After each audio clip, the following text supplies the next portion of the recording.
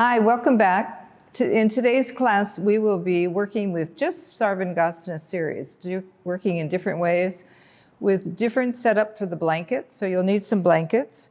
If you have, these are the thin white blankets, so if you have 5, 6, but you can watch and then you can see what you need. We'll also be using the chair in different ways to set up for that.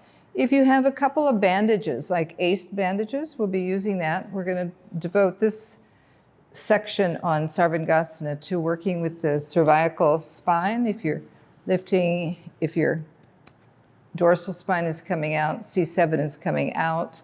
So different ways to alleviate that kind of condition.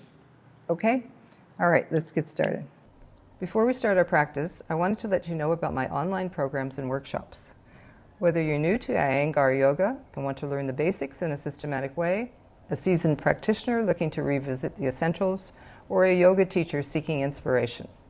These programs and workshops are self-paced, allowing you to make consistent progress and revisit specific topics whenever you like. You can find the link in the description below. With that said, let's begin our practice today. So you arrange the blankets, so have one folded blanket, so it's wide, and then you'll bring another folded blanket on top of that. So you're going to use about 4 blankets, depending on your shoulders, depending on your neck, and also depending on the thickness of your blanket. Here we're using thin white blankets. So the bottom one is for the back of the head to go on. And then we've got 1, 2, 3, 4 blankets on top of that. Now Lisa's putting 2 blankets folded on top of that. So that's to give some space for the C7, cervical spine. So sometimes you may not get a lift of the chest and your shoulders are lifting. So you have to, in this position, it helps you to move the shoulders down and get a little lift so there's not any pressure on that C7, which is right there at the back of the neck. So in this, she's coming into Ardha Halasana, feet at the wall. Take the strap, which you've already pre-measured, shoulder to shoulder. Take the hands behind you, roll the shoulders under, lengthen the arms. And as you lengthen the arms, lengthen from the armpit to the hips, so that side trunk is lengthening, the chest and the back body is lengthening. And then take your hands, fingers pointing in toward the spine, onto the back. So the hands provide a direction for the back ribs, the back body. They're not the whole story. They don't hold you up, but you've got to lift the hips up. And then when you walk the hands down and lift the legs up, you reach the legs up, right up through the ball of the foot, up through the heel. You're going to connect the toes. Connect the heels if you can. If you can't connect the heels, just connect the big toe. And like in some other postures that we do, Uttanasana, Prasarita, Padottanasana, the inner thigh rolls back.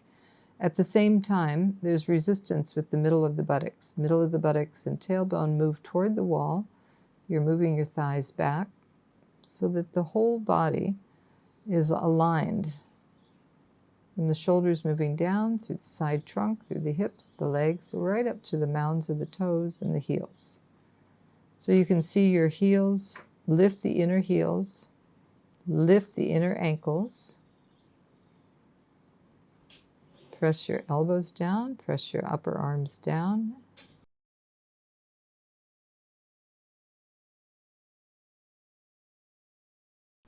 So as you press the arms down, the forearms down, the elbows down, lift up through the side trunk. Lift the back up, lift the front body, lift the pubic bone up. So you have this vertical extension upwards. Continue to walk your hands down as you need to, so you have that support there. Middle buttock moving forward. Front groin is open, but not too open. Not where it's pressing toward the wall. All right, and then take your feet down one at a time. Bring your toes down onto the floor, come into Halasana, extend your arms behind you in Baddha Gulianasana. Press the outer shoulders down. thighs lifting. Press the arms down now. You've taken the strap off and start to roll down, feet on the floor. And then you're going to roll to your side and come up. All right, we're going to change the blankets now. So we've taken 2 blankets, folded them in half, and so the outer shoulders are going to be more lifted off of that initial platform that you did. And then roll the legs up and over. Take that strap right above your elbows. Again, extend your arms back behind you and roll onto the outer shoulders. Here, there's a little bit of space between those blankets. So you have blankets on the left and the right. There's a little bit more space for that cervical and for you to press down. As you press the shoulders down, lift the hips up, move the front of the thigh back, spreading the back of the thigh. Press the heels, the mounds of the toes into the wall, and then take your hands on your back. Start to walk the legs up, walk your hands down. As you walk the legs up, you can feel more space in the shoulders and the side trunk. Until finally you bring the feet all the way up, connect the big toes. Now just observe how much weight you have on your elbows. So move your thighs back, move more weight into your elbows so that you're not leaning toward the wall. You want the legs moving away from the wall. And at the same time you do that, the buttock needs to resist and move toward the wall, tailbone in. Not the entire buttock, but the middle part of the buttock. Extend the arms back behind you, Baddha Gulanasana. Press the arms down, lift up through the side trunk.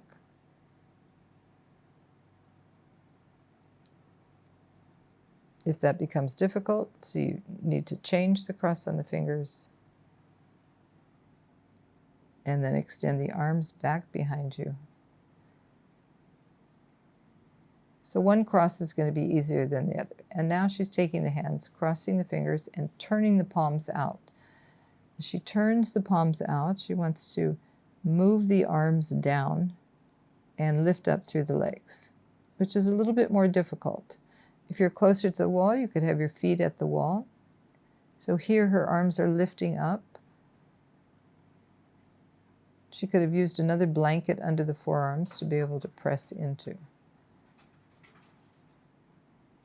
So walking the feet down, come into Halasana.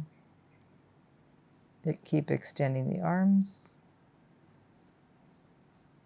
All the while attempting to bring the hands down. So she's also pressing the fingers out, making a second attempt at moving the arms down. Because the arms don't go all the way down, she's got the feet in Ardha Halasana. So now she took the thumbs. So you either extend the arms using the hands interlaced or turned out or with the thumbs. See what works better for you and your shoulders. Press the arms down, palms facing down. And then start to come down. Use the fingertips, pressing down toward the floor. As you roll down, bend your knees, letting each vertebrae come down. And then finally, when the hips are there, bring your feet onto the floor. And then, after a few breaths, slide off. Shoulders on the floor, feet on the floor. Rest your lower back. Relax the abdomen. And then you'll come up. You're going to prepare just to roll onto your side, bend the knees, and come up. She's taking a breath there.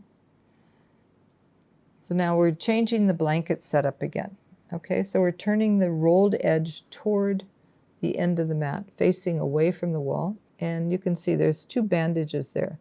We're going to use the bandages right there at the top of the shoulders. So the shoulders are the reason we roll the arms down, and we want to be on the tops of the shoulders, not just the back of the shoulders. So here she's placing, eyeballing where the bandage should go. And then when she lays over it, she can feel better. Where does she need to move it? So the bandages are going to be pressing into her lower neck, not her upper neck, but her lower neck by her shoulders, which will give her that little bit of extra pressure to move the outer shoulders down, but lift that area up. So you have to find that spot. Keep the chest lifted while you do that. With the knees bent, have the strap on the right hand so you're already prepared to come up and have that strap there for you. And then walk your feet up the wall. Roll over. Bring the feet to the floor. Now, if your feet don't go to the floor, you could have a bolster there or a chair. Now here, now that the legs are over, she can feel that she needs to move those bandages a little bit down. And as she does that, it will draw the skin down. It will lengthen that top shoulder away from her ear. And then she needed to come down again. Just get that. Okay. So take your time and just make sure that the bandage is in the right place. You feel comfortable with what it's doing, which should be pressing a little bit into the top of the shoulder so that you can press the outer shoulder down and draw the skin down toward the wall. So you're on your toes, you're lengthening your arms back behind you, walking the toes in. So you're on the pinpoint tops of the toes. So with that, you're lifting the shins and the thighs. Walk the hand on the back, fingers in toward the spine, walking down as far as you can, down on those rib cage, back ribs, holding the side ribs, and lengthening the legs up. You can see your legs, so see what's happening. If there's a tendency for you to throw the legs toward the head, move the legs back toward the wall. As you move the tailbone, plug the tailbone into the body.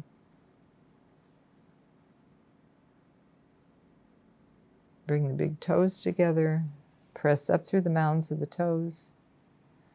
Again, look at your ankle bones. Lift your inner ankle bones up, inner knees up, inner thighs up.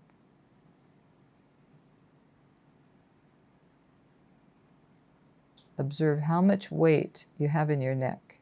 So if you have a lot of weight in the neck, that means that you're throwing your legs forward too much. So again, come back to the weight in your elbows, the weight in your upper arms. Moving the weight there, and then bring the legs over to Halasana. Preparing to come out, press the hands down behind you. Lift the chin up, and then bring the legs over to the wall. You can roll over to your side. Still got those bandages there, so that's a little awkward to slide off. Just roll to the side. And then preparing to go into the next phase of the pose. We're going to change the blankets once again. So she's rolling that blanket, folding it. So it's a little bit more narrow edge there. Now, if your shoulders are very wide, you might need a little bit more. So you want this to be basically between the shoulders. So you can press the shoulders down into that space. When she took her hand back to measure the distance, the top of the shoulders are about 1 thumb's length away from that blanket. Now she's rolling her arms under as she puts that strap on to get that rotation. So the front armpit chest is lifting, the back armpit chest is descending. Arms are pressing down onto the first platform of blankets, walking the hands in. She's in Halasana. Come onto the toes, lift the thighs up. And then lift the legs one at a time. Reaching up. So just see the difference between this and the last one. On both shoulders, we're on the same platform. Here, the shoulders can move down a little bit more. but remembering that feeling of the bandage there at the top of the shoulder. And then taking your legs over, come into Halasana, take your strap off. So all of these, we're just showing the variations that you can do, so you can hold a lot longer, find out which one works for you in your neck, your shoulders, and be willing to take time in your practice to see what's best. Okay, so now we have a chair at the wall. We have 2 blankets folded, that narrow edge, and then she's got a blanket folded on the chair. You could take 1 or 2 blankets on the chair, depending on the length of your spine. If you have a very long spine, then you could lift that up, or you could put some foam pads there. Have a sticky mat there so the blanket doesn't slide. And then she's taking her hands underneath, and as she bends the knees, she's slowly coming down. She made a big drop there, so you come down with control. I think if you move the chair a little bit away from the wall, you'd be able to have more control. All right, so the pelvis is on the blanket, sacrum is there, shoulders are rolled under, and she's trying to catch the chair legs with her forearm. And as she does that, she's pulling the hands and the forearm towards her head to get that movement in the upper back, in the shoulder blades, in the dorsal spine, rolling the shoulders away. So feel how that assists you in getting more lift of the chest. And of course, your heels are at the wall, pressing up through the heels from the lower back where you are on the chair, lifting up, the buttocks lifting up, and the lower back, allowing that to move down into the shoulders. Chest is lifted. Now she's taking the arms and she's holding onto the rail. As she does that, she's pulling the rail down to get more lift of the chest, more movement of the shoulder down. So try that and see how that feels. See which is going to be better for you.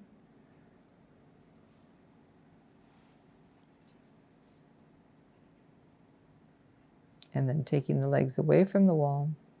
So you're balancing there on the hips and extending the legs up. Viparita Karani. Shoulder blades moving in, chest still lifting, sternum moving towards you. As she lengthens the arms, it's another position where you can adjust your shoulder blades. She has her elbows on the inside of that chair now, so she can press into the elbows, walk her hands down, sit her hips on the chair, and then lift up through the legs. Keep your throat soft, your face soft.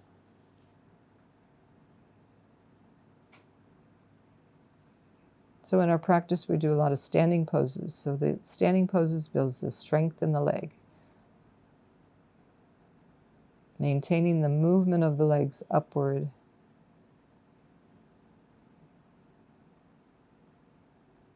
To maintain that lightness, so you're not sinking in the chest, the shoulders, in the neck.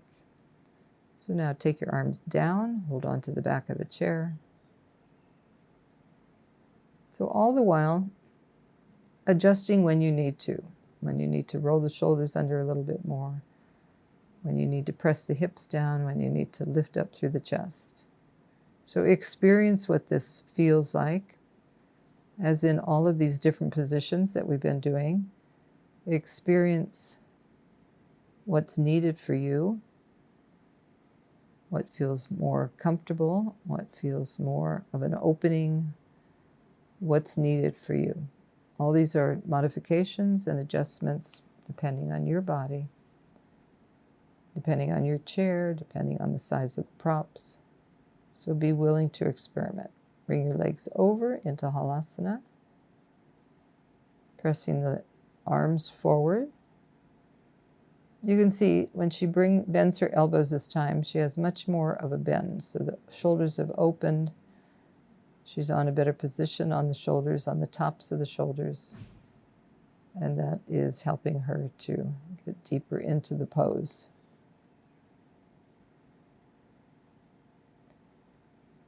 Maintain the lift of the thighs, walk the feet away a little bit. So in Halasana, when we come into Halasana, originally the hips are over the shoulders. When you're in the final pose here, you're walking your feet a little bit away so your hips are moving off of that straight line. And then bring your feet back to the wall, one at a time, taking your time, taking your arms out one at a time. And then with your feet on the back of the chair, start to slide down and bring your hips onto the blanket and your calves onto the chair. So we'll take Savasana here. So just allowing the legs to drop down into the pelvis, relaxing the pelvis, feel the breath there. Observe your shoulder blades. So with that movement of the shoulders in many different directions and with different modification, the shoulders are open. You're on the backs of the shoulders and the arms are rotating out. Just be there, be with your breath. Slight lift in the chest. So with that movement at the dorsal spine, moving in, lifting the front chest, opening so that there's space around your heart. Breathe into that. Let go.